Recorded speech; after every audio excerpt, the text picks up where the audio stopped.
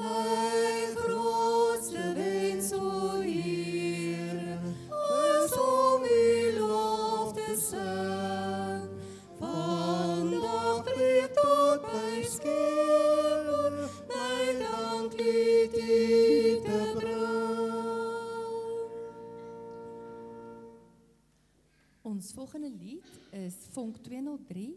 Ek gaan vra dat Dewald hom net een keer vir ons eers deurspeel.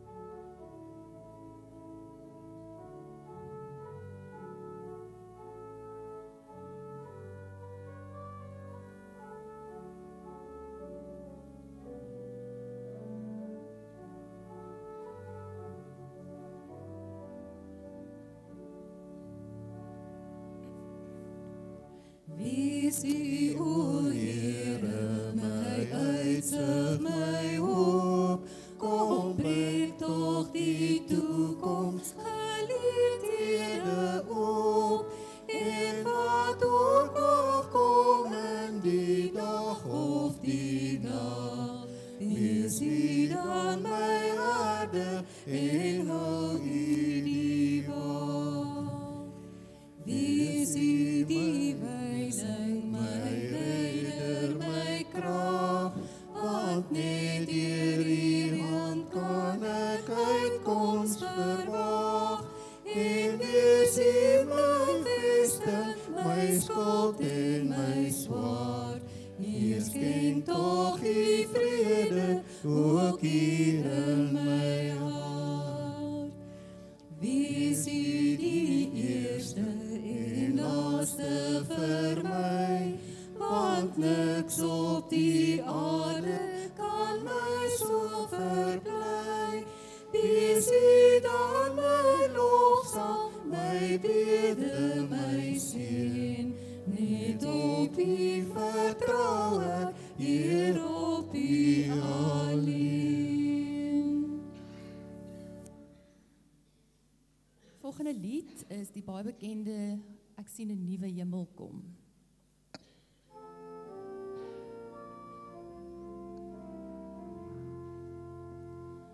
Ek sien 'n nuwe hemel kom, 'n aarde nuut en vry.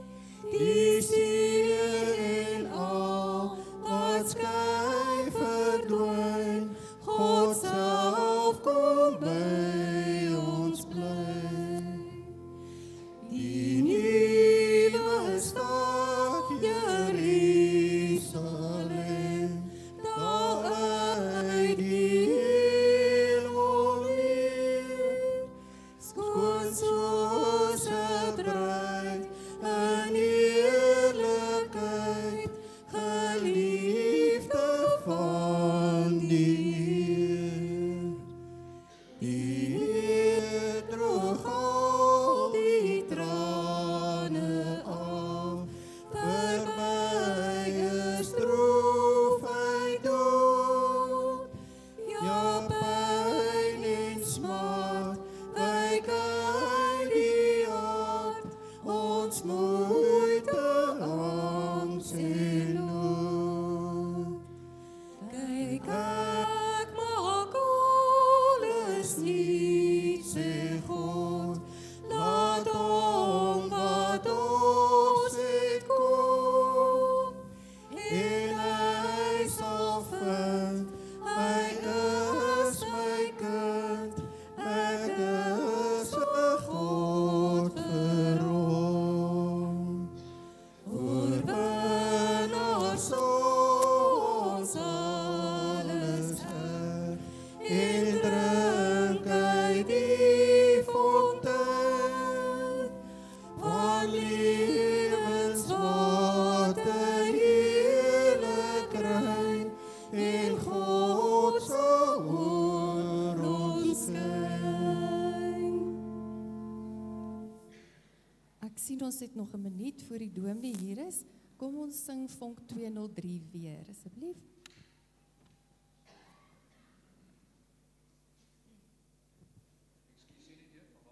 Vonk 203.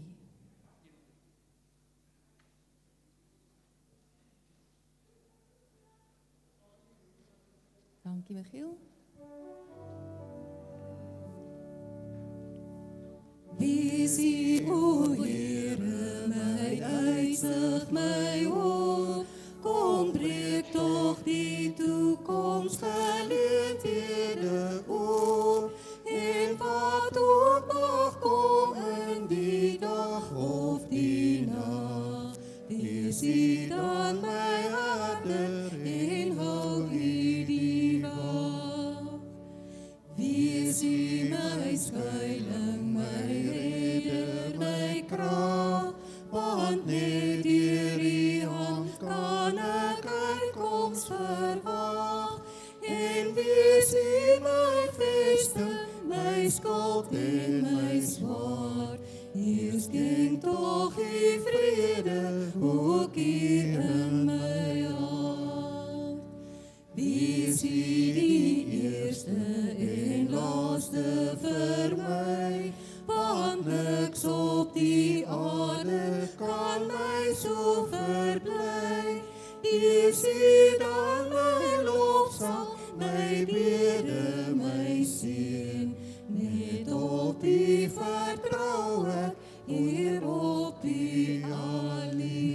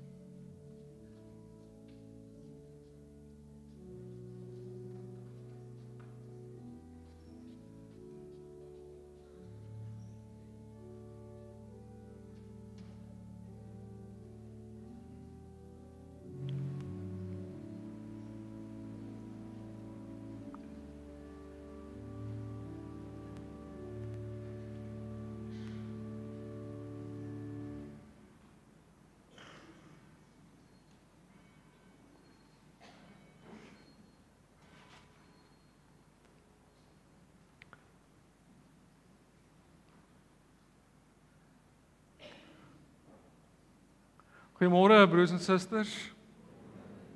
Ek hoop jy het 'n wonderlike oggend saam met ons vanoggend tydens die erediens. Mag dit vir u waarlike ontmoeting met die Here wees en dat u ook hierdie oomblikke in jou lewe koester, nê. Dit is so min dat ons kan sê ons ontmoet die Here en hy kom ontmoet ons hier op 'n Sondagoggend. Mag dit ook jou dra die week. Daar's 'n paar dinge wat gebeur het die week waarvoor ek baie dankbaar is en ons het eintlik so dit voel vir my asof vandag so 'n hoogtepunt is van alles wat loop na vandag toe.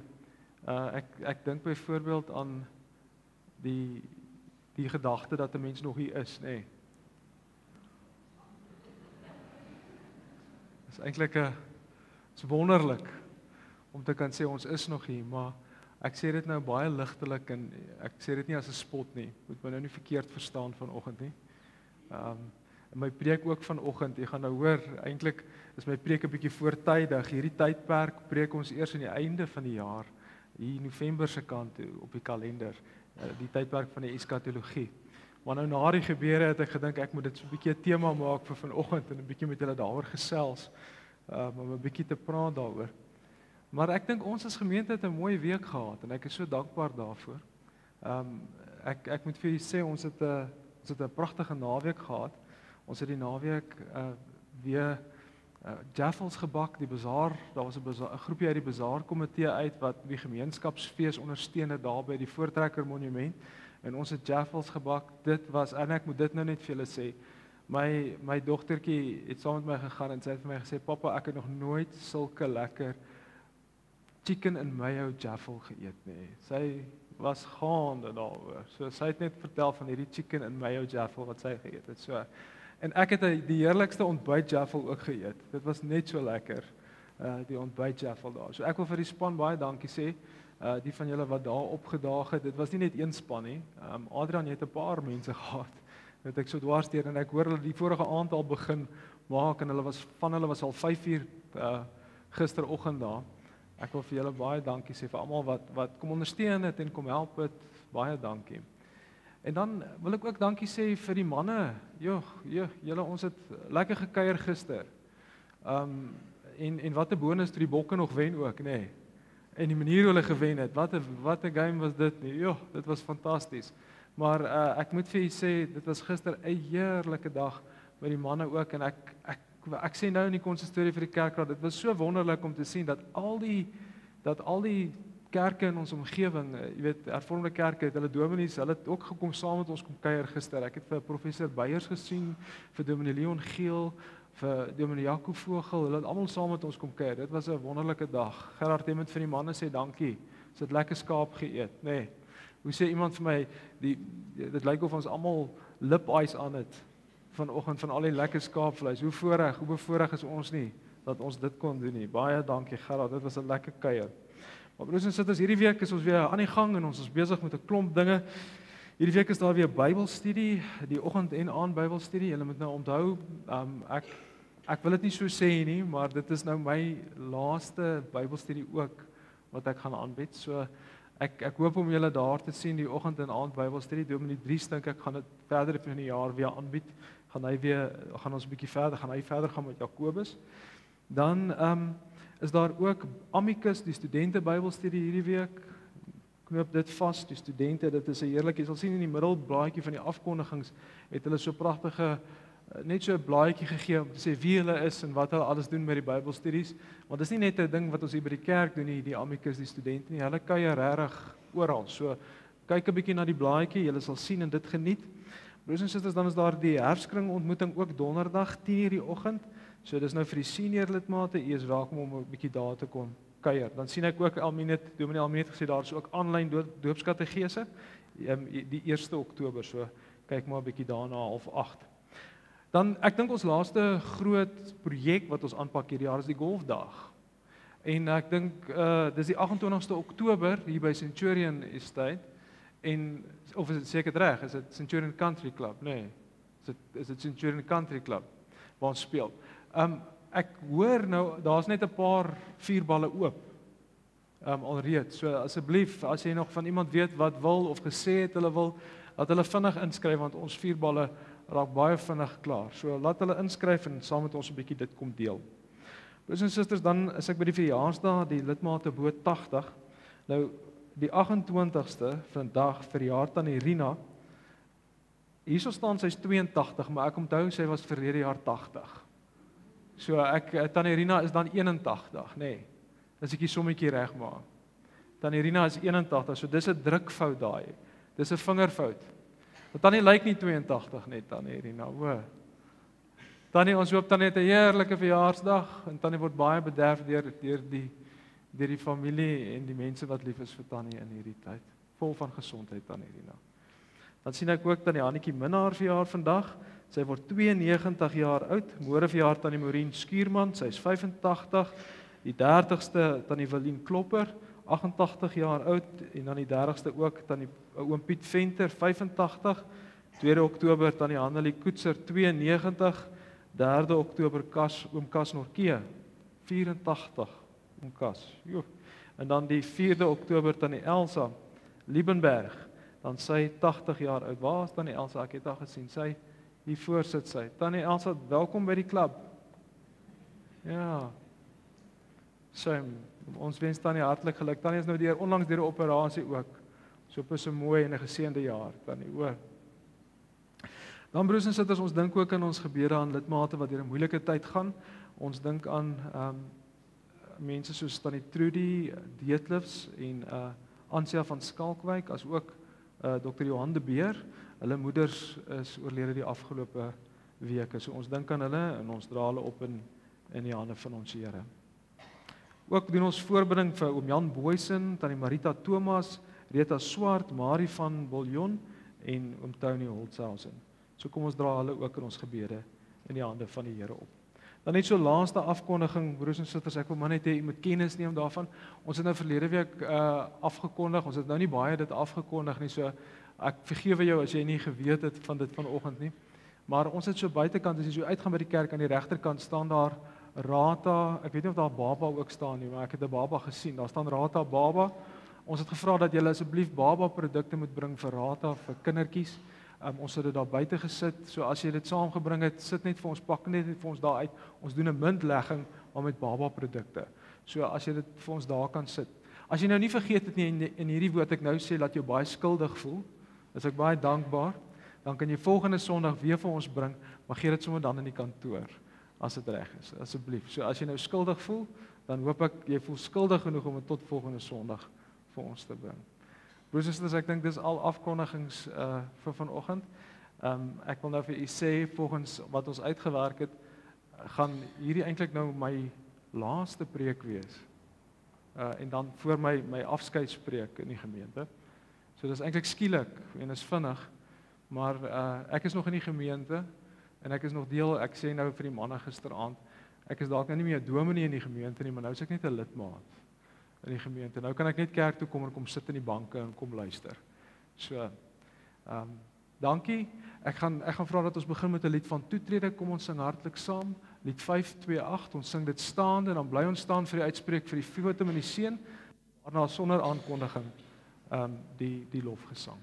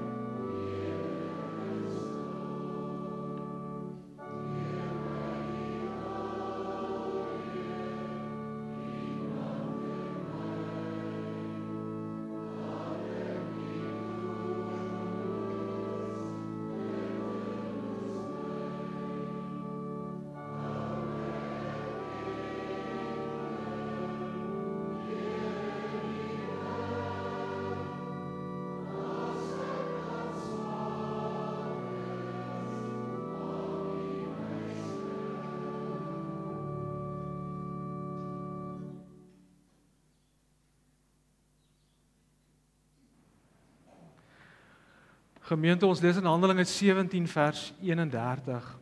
Want hy het 'n dag bepaal waarop hy regverdig oor die wêreld gaan oordeel deur 'n man, Jesus, wat hy uitgekies het. En as bewys daarvan vir almal het hy hom uit die dood uit laat opstaan. Broers en susters, ons word vanoggend gegroet deur die opgestane Here Jesus self. Geliefde, genade en vrede vir u van God ons Vader en die opgestane Here Jesus Christus. Amen.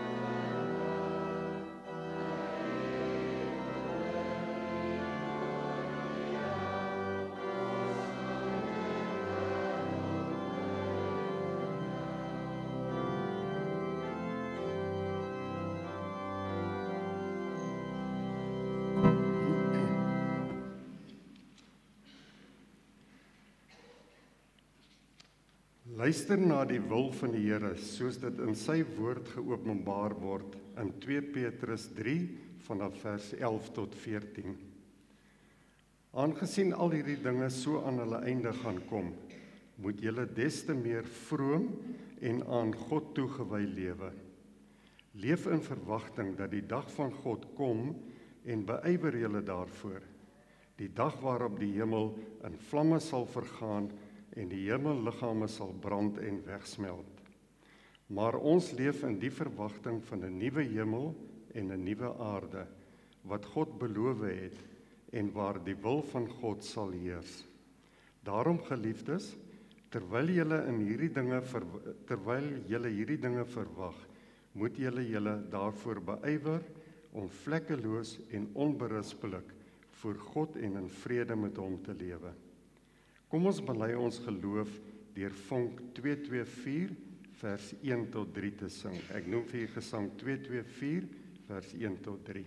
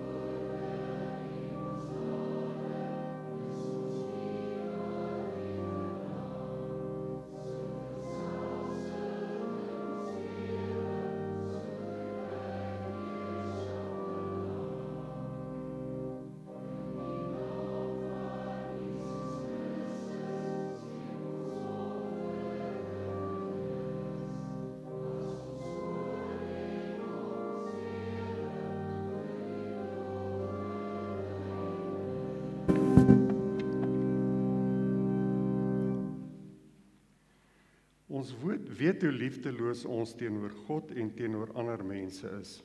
Laat ons skuld bely met die volgende woorde. Here, ons het afgedwaal. Ons handel almal in stryd met u woord. Ons is liefdeloos teenoor u en ons medemens. Vergeld ons geladiglik nie volgens ons werk nie. Sien ons aan in Jesus Christus, wat vir ons sonde gesterf het. Broers en susters, na ons skuldbelydenis wil ons God ons van sy genade verseker. In Galasiërs 3 vers 11 staan daar: Hy wat deur God vrygespreek is omdat hy glo, sal lewe. Almal wat God se vryspraak ontvang het, moet hulle geloof in God opnuut en met blydskap bely. Kom ons bely ons geloof deur saam te sing uit Gesang 438 vers 1 en 2. Ek noem vir Gesang 438 vers 1 en 2 as ons skuldbelydenis.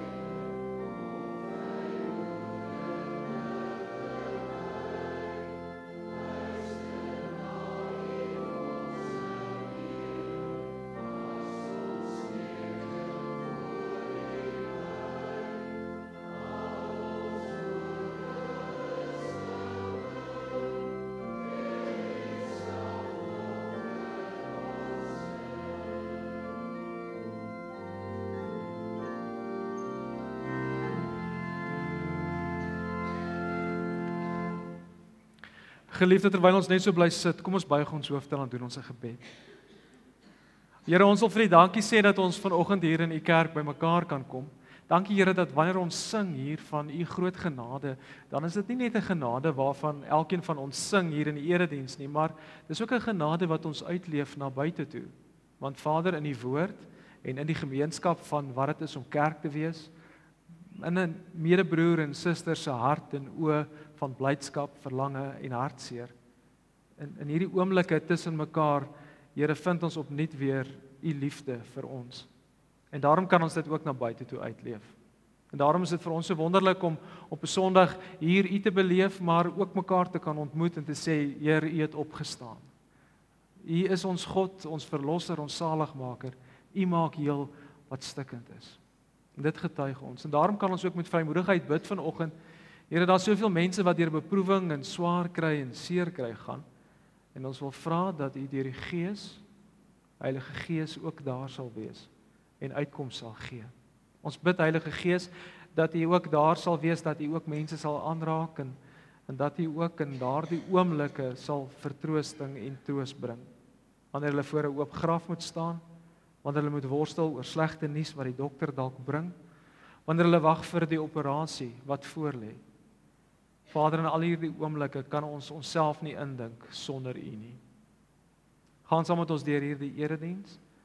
Behoed en bewaar elkeen van ons, lei ons op u pad. Ons vra dit in Christus naam. Amen.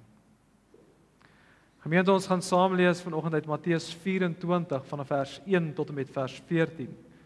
Dat die tema vir die prediking is die eindtyd of nie. Die eindtyd of nie. Lees saam met my. Toe Jesus van die tempel af weggaan, het sy disippels nader gekom en sy aandag op die tempelgeboue gefestig. Maar hy antwoord hulle, julle sien al hierdie dinge. Dit verseker ek julle, hier sal nie een klip op die ander bly nie, alles sal afgebreek word. En nadat Jesus op die Olyfberg gaan sit het, kom die disippels alleen na hom toe en vra, sê vir ons wanneer sal hierdie dinge gebeur en wat sal die teken van u koms en van die einde van hierdie wêreld wees? Jesus antwoord hulle, pas op dat niemand julle mislei nie. Baie sal onder my naam kom en sê, ek is die Christus. En hulle sal baie mense mislei. Julle sal die rumoer van oorloë en gerugte van oorloë hoor. Pas op, moenie verskrik word nie. Dit moet kom, maar dit is nog nie die einde nie.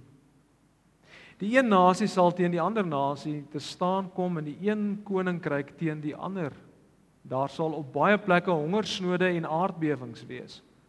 Al hierdie dinge is geboortepyne, die begin van die nuwe tyd. Die mense sal julle oorlewer om mishandel te word, en hulle sal julle doodmaak. Julle sal deur al die nasies gehaat word, omdat julle my naam bely. In daardie tyd sal baie mense van die geloof afvallig word, en hulle sal mekaar verraai en mekaar haat. Daar sal baie valse profete kom, en hulle sal baie mense mislei. Omdat die minagting van die wet van God sal toeneem, sal die liefde baie verkoel. Sal die liefde by baie verkoel. Maar wie tot die einde volhard sal gered word. En hierdie evangelie van die koninkryk sal in die hele wêreld verkondig word, sodat al die nasies die getuienis kan hoor. Eers dan sal die einde kom. Gemeente, ek lees net tot sover. Die eindtyd of nie. Soos ek gesê het vanoggend in die afkondigings voor die erediens, is dat gewoonlik preek ons in die kerk oor hierdie tydperk eers in November maand, en julle sal sien die kerklike jaaralmanak, die tema vir November is die eskatologie. Nou die eskatologie in Afrikaans, normale taal, sê eintlik maar net dit is die laaste dae, of die finale dinge, of die laaste dinge wat plaasvind. Ons noem dit in Grieks die tyd van die eskatos, die finaliteit, die laaste dae. En op grond van eintlik die rumoer wat nou hierdie week plaasgevind het in die sosiale media, het ek gedink, dis nogal 'n gepaste tema vanoggend om 'n bietjie te praat oor die eindtyd. En hoe jy dink oor die eindtyd en wat gebeur het oor die eindtyd. En dalk verwag jy vanoggend se preek dat jy in 'n sekere sin antwoorde sal kry op 'n klomp vrae wat jy het oor die Bybel. Oor 'n klomp vrae wat jy het wat jy dalk onseker is en die dominee gaan vanoggend vir my antwoorde gee. En ek wil vir jou sê, as ons so gaan begin vanoggend, gaan ek jou teleurstel met my preek vanoggend, want my preek is nie antwoorde op vrae oor die eindtyd en die eskatologie of die apokaliptiese geskrifte in die Bybel nie. Ek gaan vinnig daarna verwys. Maar wat ek met jou oor wil gesels is jou persoonlike lewe vanoggend en die eindtyd. Soos gewoonlik, wanneer mense begin met datums, met woorde soos wegraping en die teologie van die wegraping, iets waarin ons kerk en eintlik ons tradisie nie glo nie. Dis iets wat in die 19de eeu eers begin het. So die reformatie en die kerkvaders het nie eers geweet van die gedagte van wegraping nie. En die teologie daarvan is eintlik vir my nie 'n helder teologie nie. Dit maak nie sin nie. Die teologie van die wegraping volgens die Bybel nie. So ons sê eintlik daardeur dat daar is nie 'n wegraping en dan 'n tydperk en dan die wederkoms nie. Ons glo aan die koms van die Here, die tweede koms van Jesus. Dis waarin ons glo. Ek gaan nou nie daarop uitbrei nie. Maar ek het nou gewonder met hierdie datums wat hierdie week so aangekondig was. Van dis die eindtyd en dinge is klaar. Het ek gewonder soos wat mense daaroor praat. Baie mense het gelag, maar hulle het nie gelag voor die tyd nie. Hulle het gelag toe die datum verby was. Dis eers die grappies het regtig begin kom op sosiale media toe die datums verby was. Want dit is amper asof almal nog maar hier binne in hulle harte hierdie inherente vrees gehad het van het dit wat Dani Botha sê nie tog waarheid nie. Daar was by elkeen, dink ek, wanneer hulle na hierdie woorde van Dani Botha geluister het, die onderhoud wat met hom gevoer is, eintlik maar tog in jou agterkop eers die woordjies van wat as? Wat as dit die einde van die wêreld was?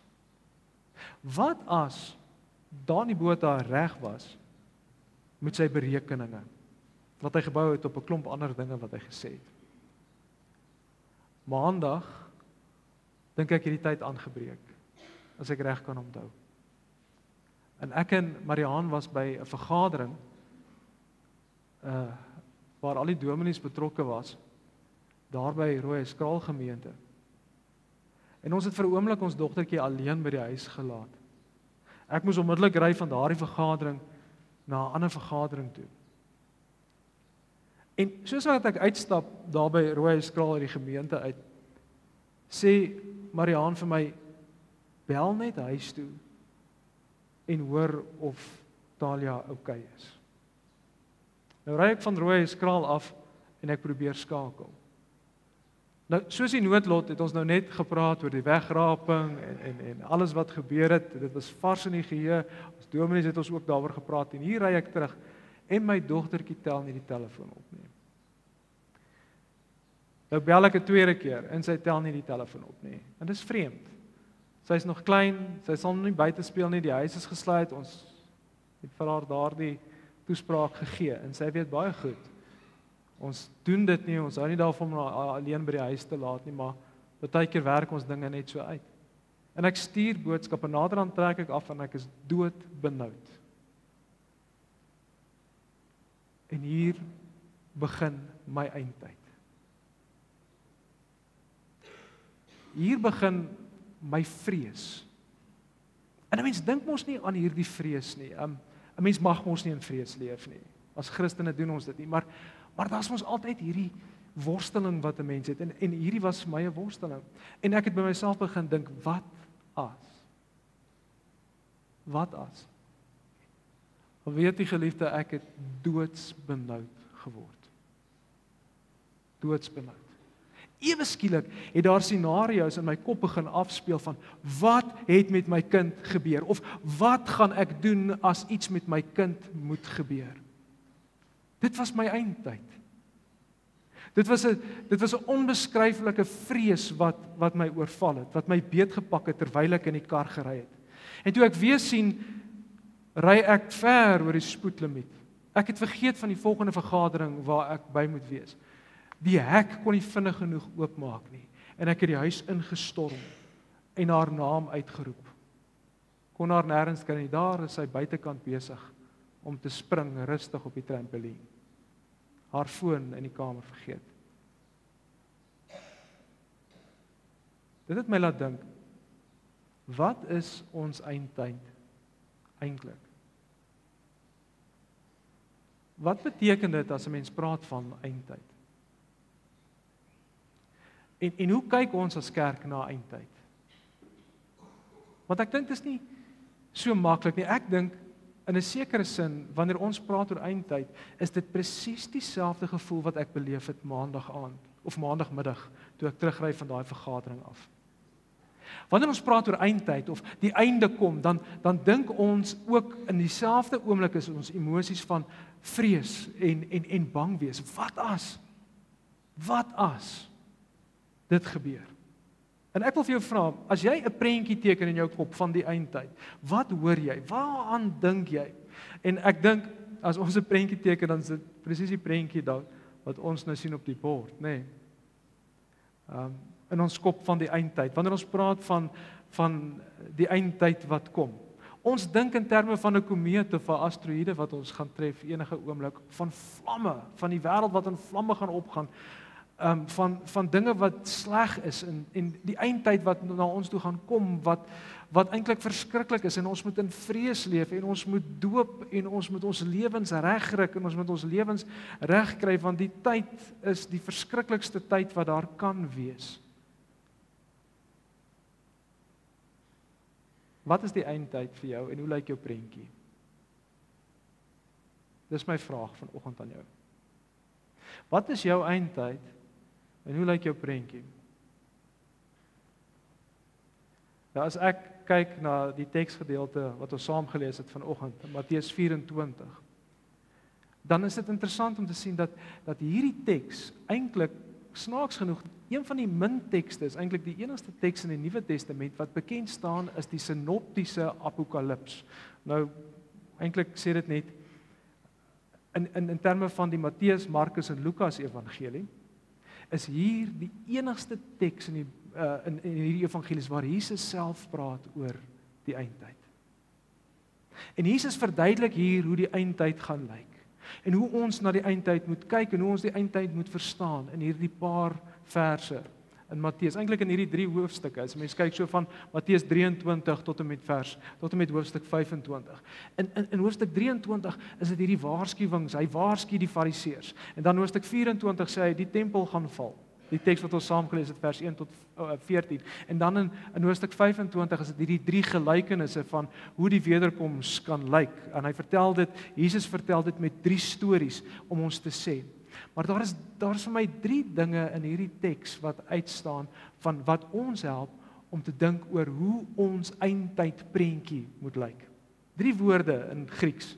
3 goedjies wat uitstaan wat vir ons sê, as jy dink aan die eindtyd, as jy dink aan daardie prentjie wat kom, as mense begin praat van vrese en die onmoontlike, moet jy hierdie 3 dinge in gedagte hou.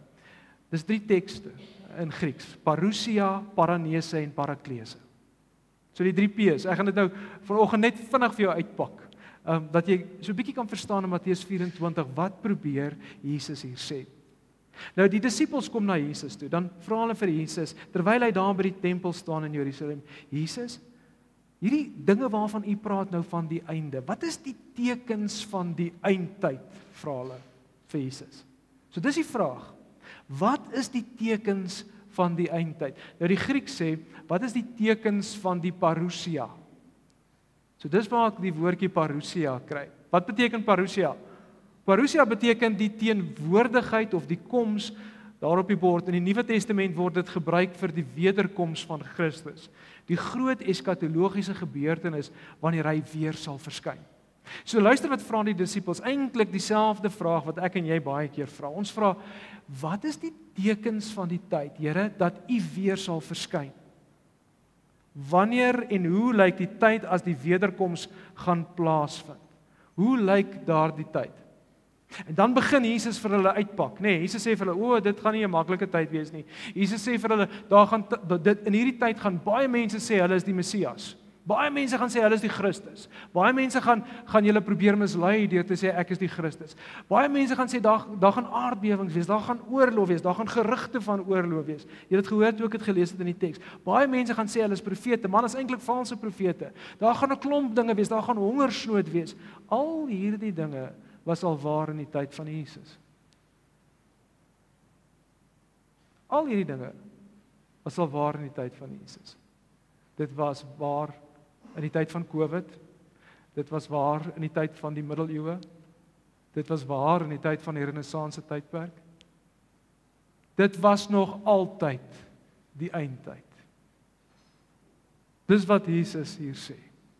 Die eindtyd het aangebreek wanneer? Die dag toe ek gebore is, sê Jesus. En ek dink die kerkvaders het dit verstaan, nê? Dis hoekom die kerkvaders, wanneer hulle praat oor tyd en oor tydlyne, die tyd in ons wêreld eintlik beskryf as voor Christus en na Christus. In die Latyn sê hulle BC en AD, nê? Before Christ en AD staan vir?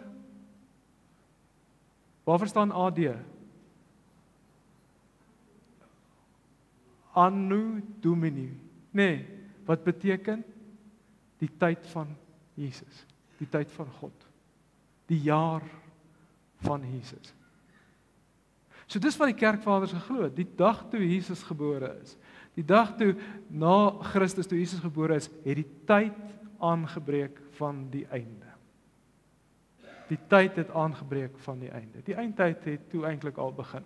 So sonder om iets te kompliseer, is die eindtyd 'n tyd waar ons weet dat al hierdie dinge waarvan Jesus hier praat, gaan plaasvind en al reeds plaasvind. Dis die eindtyd. Ons is reeds in die eindtyd. 'n Baie bekende teoloog, Walter Brueggemann, het op 'n stadium gesê dat toe Jesus opgevaar het na die hemel toe, het hy vir 'n oomblik teruggekyk na die mense toe wat agterbly en wat het hy vir hulle gesê voor hy opgevaar het na die hemel toe? Hy het vir hulle die opdragte gegee, maar voor dit, wat het hy gedoen? Hy het die Heilige Gees uitgestort. So die eindtyd is 'n tydperk van die Heilige Gees. Die tydperk waar die Heilige Gees hier op aarde is. So God is nog steeds hier. Hy is nog steeds teenwoordig. Ons het nie God se afwesigheid wat ons hier beleef nie. Die Here Jesus is hier deur sy Gees. Al is dit die einde, al is dit die eindtyd waarbinne ons leef. As ek so begin dink na die parousia, na die teenwoordigheid van God, dan is dit amper asof ek 'n ander prentjie begin kry hier in my agterkop van die wederkoms. Jy sien, nou is daar nie hierdie prentjie by my wat opkom van jy moet bang wees nie. Jy moet vrees nie. Alles is die einde nie. Alles is verkeerd nie. Jy moet sorg dat jou lewe reg is nie. Hierdie gedagte van vrees laat my nie twyfel oor my lewe nie, maar dit gee my moed oor my lewe in die moeilikste omstandighede. Snaaks genoeg, as 'n mens nou praat van die tweede koms van Jesus, met ander woorde wat ons glo, die wederkoms. As ons nou praat van die wederkoms van Jesus, wil ek vir jou vra, wanneer is daardie datum? En hoe moeilik is dit om dit uit te werk op 'n calculator of met 'n algoritme of en dis in die verlede al baie gedoen, hè? Daar's al baie datums oor die eindtyd wat sou aanbreek. En ek gaan altyd terug na die woord toe. So vir my om te sê, kom ons kyk wanneer is die eindtyd? Wanneer is die dag wanneer Jesus weer kom? Hoe gaan ek dit uitwerk? Probeer ek myself antwoord deur te sê, kom ons kyk na die Bybel. Wat sê die Bybel vir ons? En wat sê die Bybel vir ons? Nou Matteus sê vir ons, niemand weet nie. Wanneer is die seun van die mens, nie? Dis wat Matteus sê. Lees ons teks net so 'n bietjie aan vanaand as jy kan. Nie eers die seun van die mens nie. Lees 'n mens dit so 'n bietjie verder, 1 Tessalonisense 4 vers 16 en 17, dis die wegraping teks waarvan almal praat. Daar staan, soos 'n dief in die nag. soos 'n dief in die nag. Paulus se woorde aan die Tessalonisense, aan Tessalonika. Maar dis nie die enigste teks nie, ons vind dit ook in 2 Petrus. Petrus self sê soos 'n dief in die nag. Ja, maar dit kan nou 'n idioom wees en 'n mens met die idioom in die Joodse gebruik nie as soveel mense dit herhaal nie. Ek dink hulle probeer vir ons ietsie sê, die apostels. Iets wat hulle by Jesus self gehoor het, iets wat Matteus self sê, iets wat Jesus self sê in Matteus. En ons hoor dit weer by nog 'n apostel, nê? Die keer in Openbaring. Johannes self. Johannes. Geen datum nie. Geen datum nie, soos 'n dief in die nag. Hy herhaal dit. Hoekom herhaal almal dit? Hulle moes daaroor gepraat het. Hulle moes dit ergens gehoor het. Is daar 'n datum? Daar is heel waarskynlik 'n datum. Ek glo daar's 'n datum. Wel, ek hoop daar is 'n datum. Weet ek wat is die datum? Nee. Ek dink dis duidelik. Dit bring my by hierdie tweede woordjie wat ek kry in die Matteus 24 teks. Dis die woordjie paranese. Nou die woordjie paranese in Grieks is paranesis en die betekenis daarvan is 'n morele vermaaning of 'n etiese oproep tot volharding en 'n regte leefwyse. So as ek dan nou nie weet wat is die datum van die eindtyd nie. En Jesus praat oor al hierdie goeters van die eindtyd en die tekens van die eindtyd, wat nou? Wat staan my toe? Wat moet ek doen as 'n gelowige mens? En ek dink hier antwoord Jesus baie duidelik. Die paranese is eintlik iets hoe ek en jy moet leef. So in die teks hoor ons dit duidelik. Jesus sê hier vir sy disippels, al hierdie dinge gaan gebeur en julle gaan die tekens van hierdie eindtyd reg deur die tydperk en die eeue heen sien tot die dag wanneer ek weer kom. En alles gaan afgebreek word en alles gaan nie meer hier wees nie. Jesus sê dit. Maar dan sê hy in hierdie teks, wat kan jy doen? So die vraag is nie wanneer is die datum nie, maar eerder wat kan ek nou doen? En broers en susters, die antwoord vind ons in hoofstuk 25 van Matteus, waar Jesus hierdie 3 gelykenisse vertel van die wederkoms. Hy vertel die gelykenis van die 10 meisies en hy sê, kan julle die gelykenis van die 10 meisies onthou wat die lampies moes gebring het vir die bruilof? 5 het olie gehad, 5 het nie. Kan julle onthou wat het gebeur? Hulle was nie reg nie. Hulle was nie reg nie. Hulle was nie voorberei nie. Hulle lewe of hulle werk het nie getoon nie. Dan vertel Jesus van die eienaar en die slaaf die gelykenis. Hy sê hy het vir een slaaf 5 talente gegee, muntstukke. Die ander slaaf het hy 3 gegee en vir die ander slaaf het hy of 2 en vir die ander slaaf het hy 1 gegee. Die een van 5 en 2, hulle het hulle muntstukke verdubbel, eienaar het teruggekom, mooi, goeie getroue slaaf. Die ander een van 1 het die muntstuk begrawe. Onthou jy die teks? Onthou jy die gelykenis? En dan sê die slaaf vir hom, pas op, of die eienaar vir die slaaf, pas op, jy was nie 'n goeie en getroue slaaf nie. Wat sê die gelykenis vir ons? Moenie net niks doen in hierdie tyd in jou lewe nie. Moenie passief wees nie, wees aktief. Doen iets, leef soos wat ek wil hê jy moet leef in hierdie tyd. Jy het hierdie tyd, jy leef in hierdie tyd, leef soos wat ek wil hê jy moet leef. En dan die laaste een is daai gelykenis van die koning wat terugkom en sê die bokke en die skape gaan geskei word. Daardie gelykenis. Eintlik sê Jesus hier in sy paranese so eenvoudig. As jy in die eindtyd leef, wees voorbereid. Wees voorbereid. Maak seker jou lewe is reg. En hoe weet ek jy's voorbereid? Wel, ek onthou Jesus se boetie Jakobus. Jou dade. Dit wat jy doen. Hoe jy doen en hoe jy optree. Is jou lewe reg? Wys jou dade dit. Dis die eindtyd. Dis hoe Jesus wil hê ons moet optree in hierdie tydperk. En hier is iets wat ek dink baie van ons 'n fout maak, en dis die laaste een en ek wil amper afsluit vanoggend met hierdie gedagte. Die woordjie in vers 8 in ons teksgedeelte laat my baie aan die woord paraklese dink. Paraklesis. Nou dit is afgelei van die woordjie parakleitos wat eintlik Heilige Gees beteken in Grieks. Maar as 'n mens na die woord paraklese kyk, dan beteken dit vertroosting, bemoediging en aanmoediging. Dis iets wat ek mis wanneer ek dink, wanneer mense praat oor die eindtyd. Nêrens hoor ek dit nie. Ons hoor vrees en bang maak en dinge gaan gebeur en dinge is so, maar ons hoor nêrens die tyd van die Heilige Gees nie. Ons hoor nêrens die betekenis van die Heilige Gees, van vertroosting, bemoediging en aanmoediging nie. Jy sien, ek dink die prentjie van die eindtyd is nie 'n prentjie van vrees en vuur en vlam nie. Dis 'n Nuwe Testamentiese beeld van die eindtyd. Maar ons het by Jesus self geleer dat hierdie tyd eintlik ook vir ons aankondig. Dat daar is genade en daar is liefde. En dit balanseer die prentjie vir my. Kyk hoe lyk die eindtyd prentjie. Dit is nie 'n prentjie van vlamme en van vuur nie.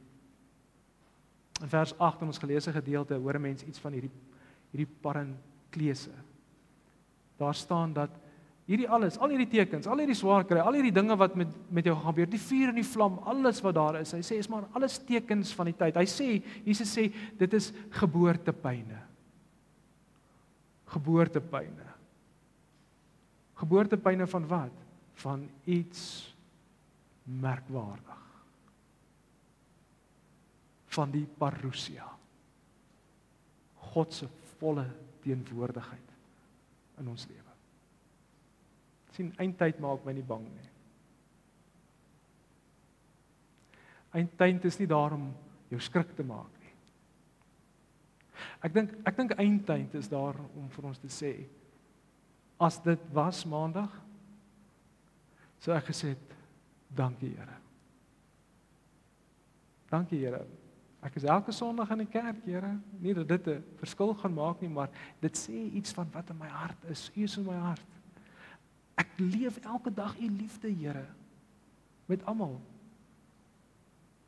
Die einde kan maar môre wees. Ek wil dit nie hê nie. Maar daar's soveel dinge wat ek nog wil hê hier op aarde. Maar Here, ek berus by wat u wil hê. Want ek weet, as u in volle glorie, in volle teenwoordigheid by my is daar nie vrees nie. Daar is nie bekommernis en spanning nie. Daar is vreugde en genade. Eindtyd, geliefde, is niks anders nie. As God wat na ons toe kom en jou kom omhels. Dis tyd van troos, hoop, liefde en genade. Dis eindtyd.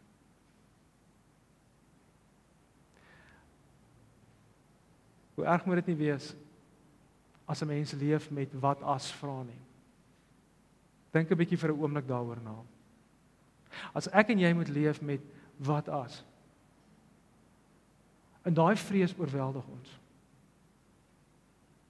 As ek en jy moet heeldag wonder met wat as gaan gebeur, en daar is nie ergens hierdie vreugde of vertroosting deur die Here Jesus self nie, dan is elke wat as vraag se antwoord die einde vir jou. Dankie tog, die Here Jesus Christus het opgestaan uit die dood. Daarom is daar vir my en jou hoop. Daar's hoop in ons moeilikste en ons swaarste wat as scenario's in ons kop. Daar's hoop en troos in die moeilikste omstandighede in ons lewe hier. En selfs die wederkoms is nie 'n tyd van vrees nie, maar van blydskap. Ek het nie een van jou vrae geantwoord vanoggend nie, nê? Nie een nie. Maar leef asof dit vandag die laaste dag is. Leef voluit. Leef in God se teenwoordigheid. Voel sy liefde en sy vreugde, want dis wat die Here wil hê hoe ons moet leef. Nie in vrees vir wanneer hy kom nie. Maar laat jou dade getuig dat jy 'n kind van die Here is. Amen. Gemeente, kom laat ons saam dank.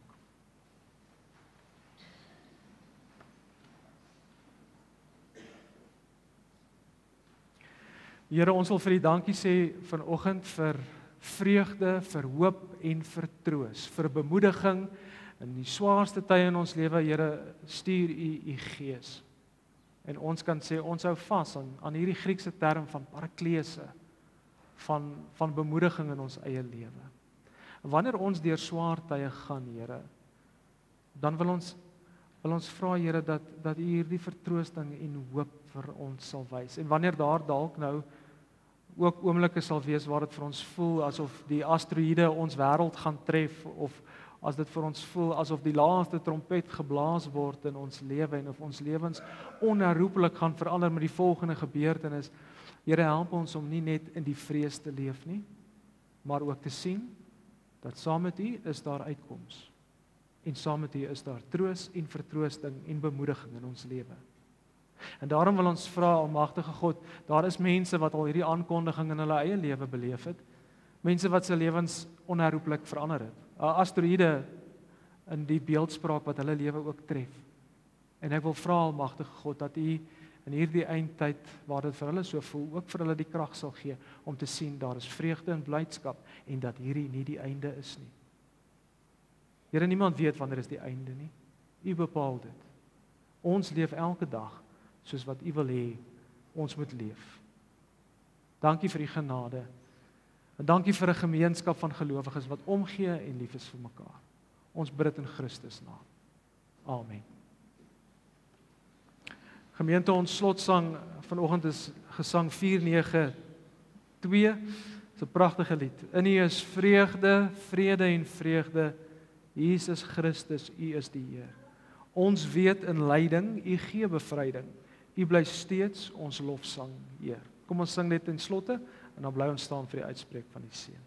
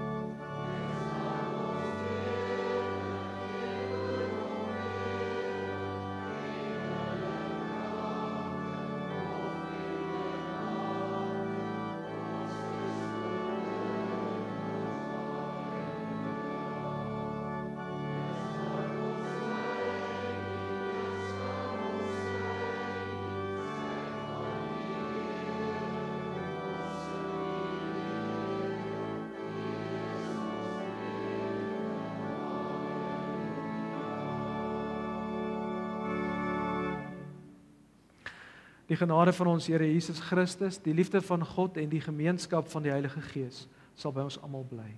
Amen.